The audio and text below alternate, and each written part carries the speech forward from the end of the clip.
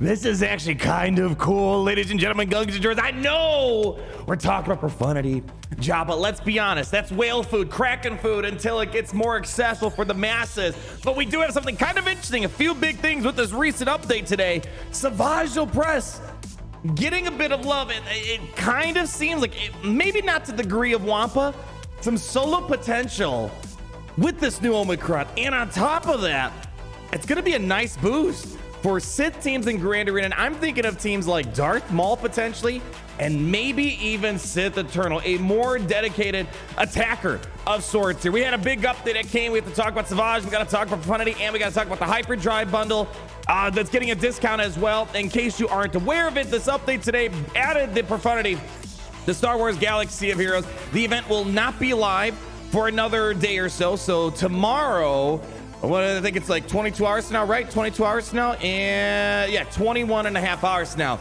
We're going to go ahead and do some testing for Profundity. Likely, I'm just going to make an edited video for the event because it's only for one day, and I want people to get the information and not have to wait for the live stream in a long form format. But after I make the video, we'll be going live. The testing out the Profundity card at the top right-hand corner if you want to, if in case you missed the novel of a kit reveal. Let's talk about that Savage Opress. Getting some Mace Windu-like attributes with the resilient defense. And just to remind you, because resilient defense will be core to Savage Opress's kit, just to remind you, it's right here. Enemies will target this unit, lose 1 stack when damaged by an attack. So with resilient defense, like Mace Windu, it's kind of a taunt attribute. And with Savage Opress, yeah, they're coined an attacker, but really they're a very beefcakey Sith Lord out there. And why don't we go and show what this Omicron's going to entail to, and just, yes, to express my biases, I am very biased towards Grand Arena Omicrons. Grand Arena Omicrons, in my opinion, are a lot more useful than Territory Omicrons. That could be changing of Datacrons and Relic 9 becoming more needed for recent events, but still, I'm a big fan of these Omicrons here for Grand Arena. So, unique ability, what it's going to say now, we're going to have to remind you on some of the what it does before with the Zeta and whatnot. Whenever Savage takes damage, he gains defense up, heal over time, offense up for 2 turns, and he's also getting 30% turn meter. That's a lot of turn meter. If you guys remember, there was a period of time where Savage Opress, he was never really meta. He was annoying. He was kind of like the Enfys Nest before Enfys Nest came to the game, always getting lots of turns, cleansing, getting lots of health steal and all that stuff. At the end of his turn, Savage also dispels all the debuffs on another random Sith ally, and then he gains those debuffs.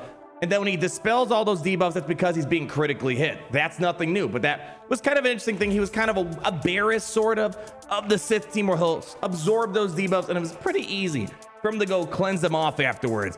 But now, while in the Grand Arenas, we're doubling down on those beefcake-like Sith attributes that he already has.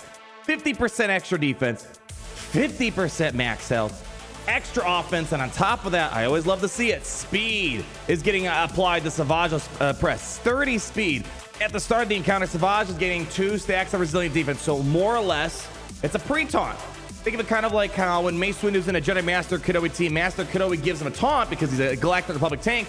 Mace Windu converts it into resilient defense, which is still a taunt.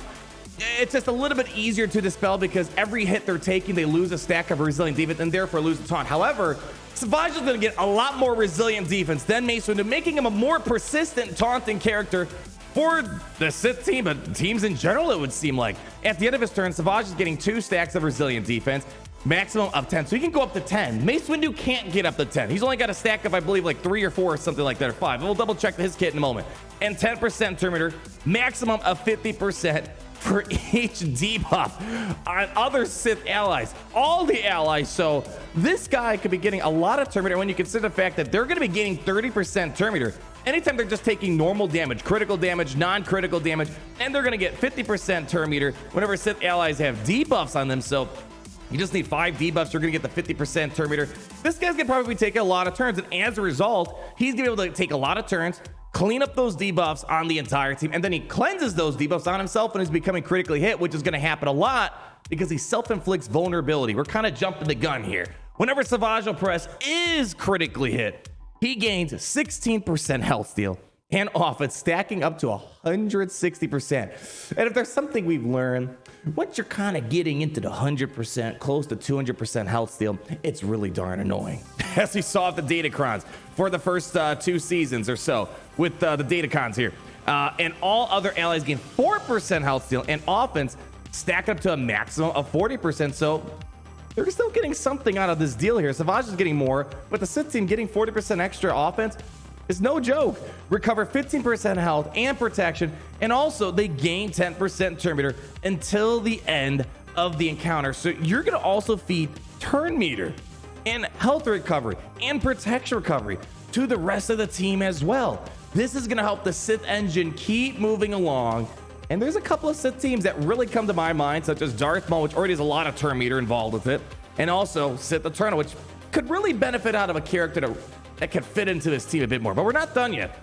While Savage has resilient defense, he has 50% defense per stack.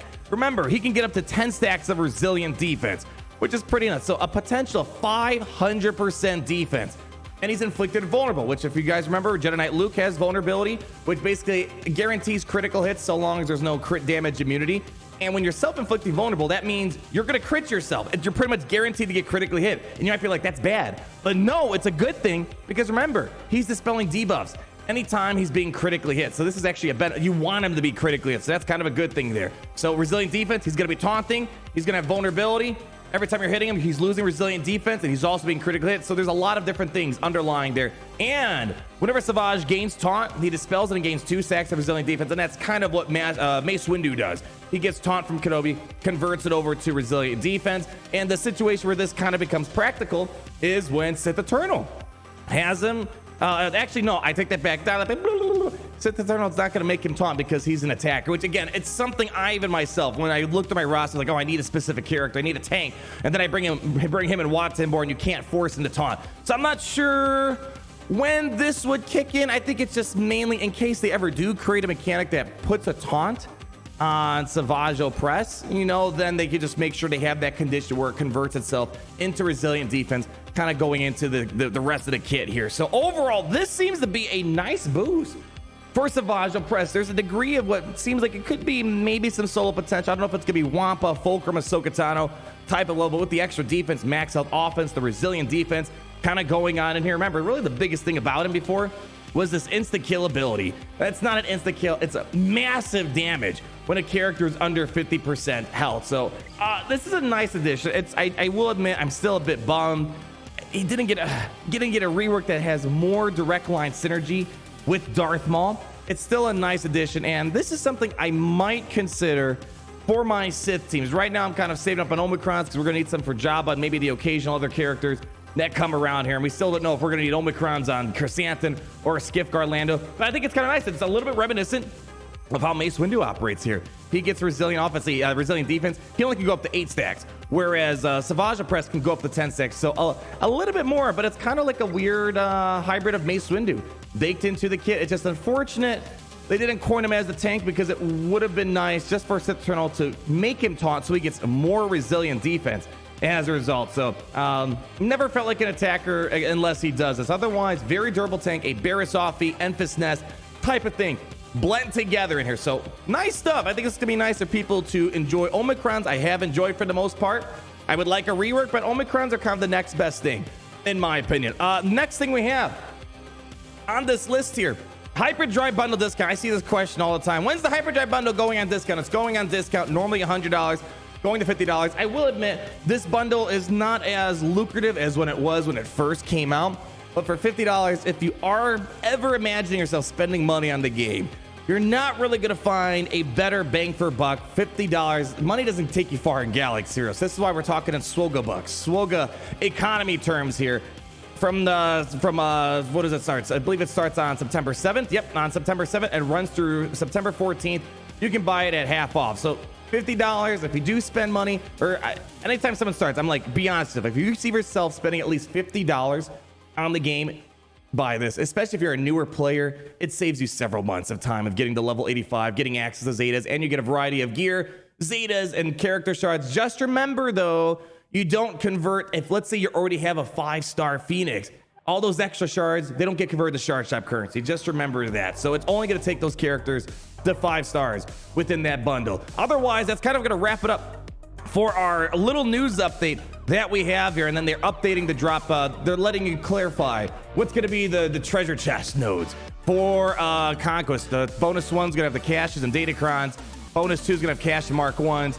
Mark 1, Mark 2 for bonus 3. Bonus 4 is going to have Mark 2, Mark 3, and then bonus 5 is going to have the rerolls, Mark 1, reroll Mark 2s, and up to Mark 3. So we've already talked about the changes they're making with the upcoming datacrons. It does have me a bit concerned with these questions they've asked themselves. I don't want to rehash this too much, and I'm a bit worried about them moving materials around for the reroll materials as well as the acquire upgrade materials. It seems like you're no longer going to be getting the upgrade materials needed for datacron. So we'll have to wait and see how that turns out here. Otherwise, pretty impressed with this Omicron. Excited to see what it does. And keep in mind, we also have a Sith datacron thing going on right now.